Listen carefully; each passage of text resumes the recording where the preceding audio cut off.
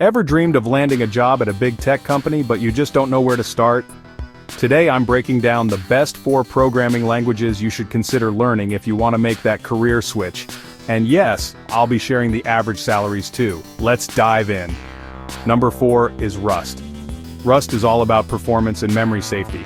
It makes sure your code is fast and free from memory leaks. But let me warn you, it's tough to learn. Rust is mainly used in system-level programming, so think about software that talks directly to hardware or the operating system.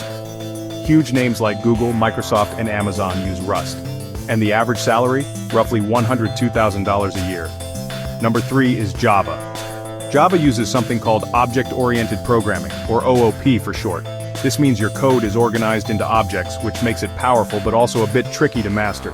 It's mostly used for Android apps and web applications. Again, companies like Google, Amazon, and Netflix are always looking for Java developers. The average pay here is a solid $115,000 per year. Number 2 is JavaScript. Now, JavaScript is way easier to pick up. It's the backbone of web development. If you use any website, chances are JavaScript was involved.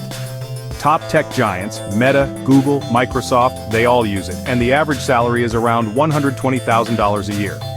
And finally, number 1, Python. Python is famous for its readability, simplicity, and flexibility. The syntax is super beginner-friendly, making it perfect if you're just starting out. It's huge in data science, machine learning, and automation. Companies like Google, Netflix, and Spotify rely on Python, and the average pay? Around $130,000 a year. So, my advice? Pick one language and really master it. Don't jump from one to another.